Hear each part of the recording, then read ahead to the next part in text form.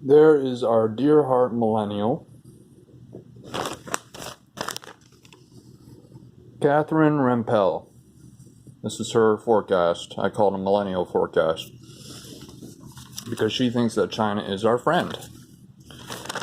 She's about my age, it looks like. Works for the Washington Post. Hey, Trump. Headline. This is an op-ed that she wrote. On China, Team Trump should be careful what it wishes for. Alright. China should be careful Trump should be careful what he wishes for regarding China. Okay, just to make everything clear, Trump is playing a long game with this trade stuff. Let's just use the aluminum and steel tariffs that were initially put into place on a bunch of different countries, including the EU. Screw it, we'll use China as an example. So we go to China with all these sanctions and we sit down and we say, look, we have sanctions on this part of your, the aluminum, the steel, and all the other hundreds of products we put tariffs on. And then at the bargaining table we sit and we're like, you know what, this part of your economy that has nothing to do with these tariffs, maybe you could work on us there and maybe we can lift the tariffs somewhere else. So it's kind of a tit for tat, and in the end, we end up in a better spot than we were before. In the end, it's a long game. Short game, it'll hurt.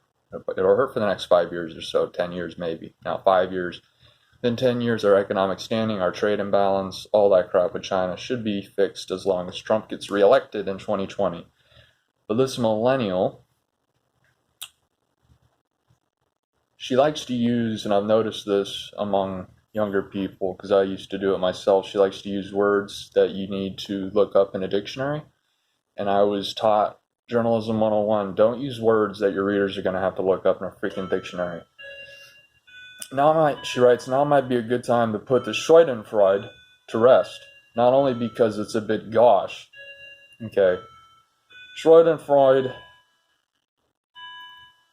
What the heck? Schadenfreude, it means pleasure derived from someone else's misfortune, in this case China's. Gotch means unsophisticated, as though our approach lacks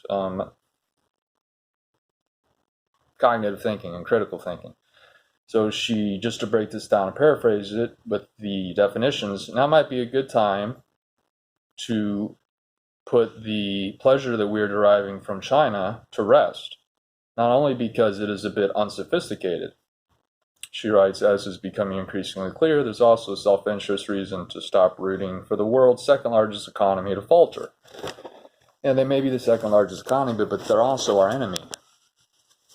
And they made that clear.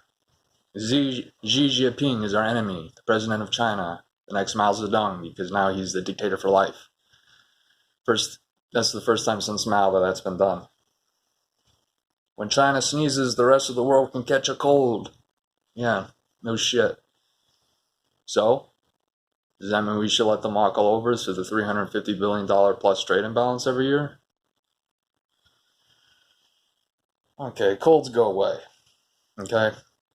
She writes that the president has placed the tariffs that the president has placed on hundreds of billions of dollars worth of Chinese products. It sounds like it would only hurt China, except that most Chinese imports targeted by Trump are inputs that U.S. firms need to manufacture for their own products.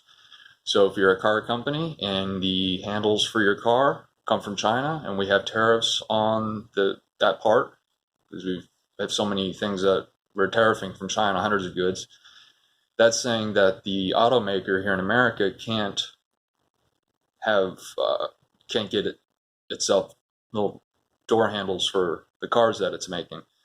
Well, that's actually a good thing because it'll force us to develop an indigenous manufacturing capacity, because if a war breaks out, we don't want to have to rely on other countries to supply our metals, our steel, our aluminum, stuff we make tanks out of, the stuff we make aircrafts out of. So she is inadvertently praising Trump because this will force us we're going to have to make those metal door handles ourselves now. And we're going to have that capacity. That's a good thing. She writes, then there are tit-for-tat tariffs on China placed on American products. These retaliatory duties have foreclosed new market opportunities aka theft, because in order to have access to China's market, you need to share all your technology and you need to have a branch coordination with their company that's run by the Chinese government, or at least run in a hybrid sense. These retaliatory duties have foreclosed new market opportunities and destroyed relationships cultivated over decades by U.S. farmers, manufacturers, and other entrepreneurs. Destroyed relationships. How is that? They're just put on hold for right now. These buyers and these suppliers, they know each other. They're just like, look, there's some crazy crap going on. Let's just put it on a hold. And Trump has been subsidizing farmers to a pretty relatively substantial degree. The federal government has been subsidizing mainly soybean farmers. So these guys are being subsidized and they are being helped by the government. They're not being left out to dry, as she's implying. Let's see. She writes, while Trump blames the Federal Reserve and Democrats for stock market volatility, the damage his trade wars have wrought is large and quantifiable.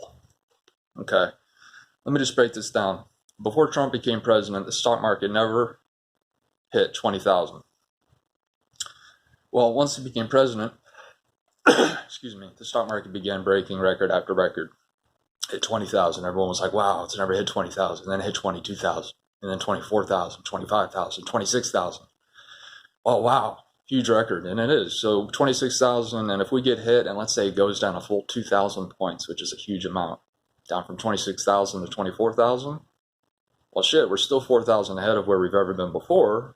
So, yeah, we took a hit, but we're still 4,000 points ahead. So keep that in mind when they talk about the trade war hitting us. This woman, this millennial, believes that the Pax Americana has never ended. Has never ended. China is our friend. No, Miss Rampell, the Washington Post writers group. China is not our friend. The Pax Americana is ended.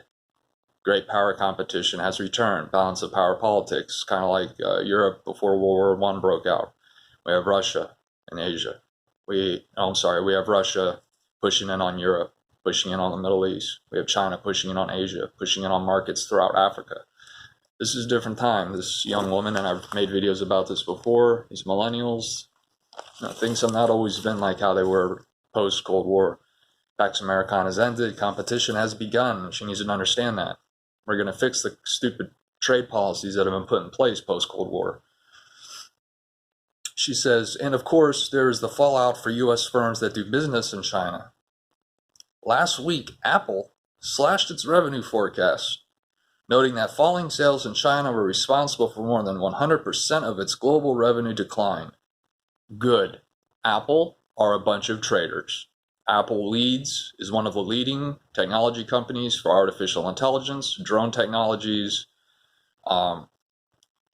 things that in a heartbeat can be switched over and used in a military capacity.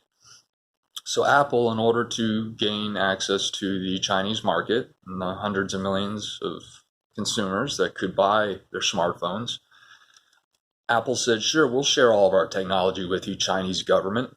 Here you go. They just want money. As if they haven't made enough money in America, Apple sold us out. They sold America out, and they gave our military, high-end, cutting-edge military technology, at least the capabilities, to China. And they're going to take those capabilities, and they're going to reverse engineer, and they're going to apply it to the military technologies, jamming technologies, AI, space, all sorts of stuff. So Apple, they're a bunch of traitors. I recommend a boycott. Screw Apple, they're too expensive anyways. Markets, she writes, markets as expected plummeted.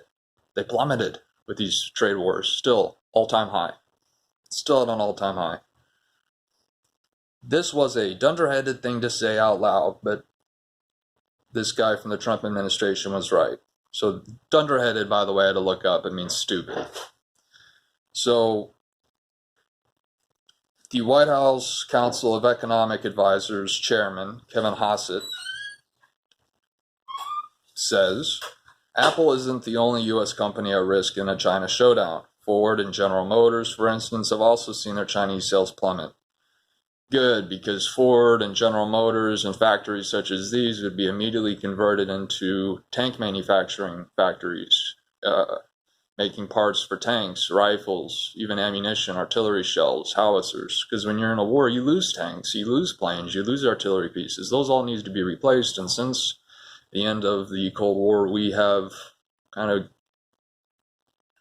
I don't know, given those resource opportunities to other countries. So we get no major war and we start losing airplanes and tanks, we got to go to Canada and make sure that they were willing to supply us with enough aluminum and steel to make the replacement material for our military.